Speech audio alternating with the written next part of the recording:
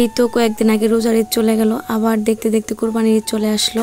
ঈদ মুবারক সবাইকে। দিন দিন সময় কেমন যেন অনেক তাড়াতাড়ি চলে যাচ্ছে, বুঝতেই পারতেছি না। সময়ের সাথে সাথে আসলে মানুষকে সবকিছু মানিয়ে নিতে হয়, তাই না? আমাদের প্রত্যেকটা মেয়ের জীবন কিন্তু এরকমই। সকালবেলা শুরু হয় কাজ দিয়ে, সেই ঘুমানো যাওয়ার আগ পর্যন্ত সব রকমের কাজ করতে হয়। হ্যালো এভরিওয়ান, আসসালামু আলাইকুম। কেমন আছেন সবাই?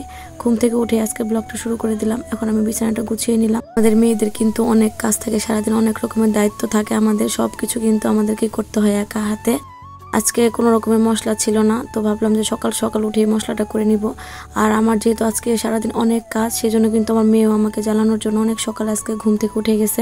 প্রত্যেক দিন উঠবে 8টার দিকে, আজকে উঠে গেছে সে 6টার দিকে। বলেন তো কেমন লাগে? যেদিনে কোনো কাজ হয় সেদিনে কিন্তু বাচ্চারা এরকম করে, সেটা আমার ক্ষেত্রে না, অনেক মায়েদের ক্ষেত্রে এরকম হয়। তো এখানে আমি আদা রসুন জিরা সবকিছু আস্তে আস্তে করে নিচ্ছি। আর একটু পরে আমি আবার রান্না করতে চলে যাব। তো ভাবলাম যে রান্না করার আগে আমি সবকিছু গুছিয়ে নিয়ে চলে আসি। থাকতে আমার মা যে কাজগুলো করতো, মা যেভাবে করতো ঠিক সেইভাবে কিন্তু আমি সেগুলো করার চেষ্টা করতেছি আর কি।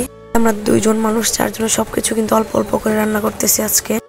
আমার মনটা এত বেশি খারাপ যে আমি কাউকে বলে বোঝাতে পারবো না। বিয়ের পর থেকে সবসময় ঈদ কিন্তু আমার শ্বশুর বাড়িতে করা হতো।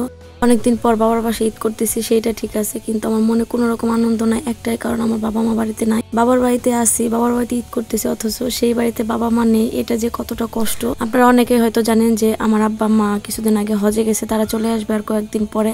তবু বাড়িটা কেমন যেন ফাঁকা ফাঁকা লাগতেছে আমার বাবা মাকে ছাড়া। যেহেতু ভালো কাজে গেছে, আল্লাহ সবকিছু ভালোই করবেন। যাই হোক, এখন আমি দুপুরবেলার জন্য রান্না করতেছি। এখানে গরুর মাংস রান্না করব।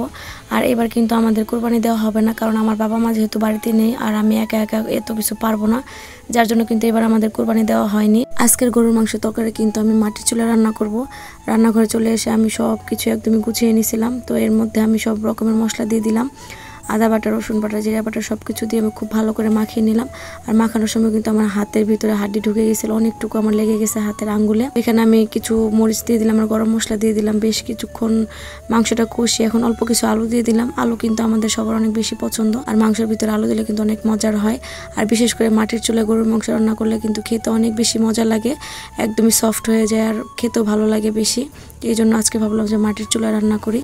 আজকে সারাদিন আমি তেমন কোনো কিছুই করি নাই, আর আপনাদের সাথে তেমন কোনো কিছু শেয়ারও করতে পারি না। সারাদিন বাসার ভিতরে ছিলাম। মন ভালো থাকলে সব কিছু করতে ভালো লাগে, সব জায়গায় যেতে ভালো লাগে। মন খারাপ থাকলে কিন্তু কোনো কিছু করতে ভালো লাগে না, কারো কথাও ভালো লাগে না। তো যাই হোক, এখানে সকালবেলার পরে আমার মেয়েটাকে একটু রেডি করে আমাদের বাড়ির পাশে নিয়ে এসেছি একটুখানি খেলাধুলা করার জন্য। তো আমার মেয়েটা কিন্তু বাইরে এসে অনেক বেশি খুশি। প্রতিদিন যেভাবে অনেক সিম্পল ভাবে আমরা দিন কাটাই, আজকে ঈদের দিনও কিন্তু আমরা ঠিক সেইভাবে সারাদিন ছিলাম আর কি।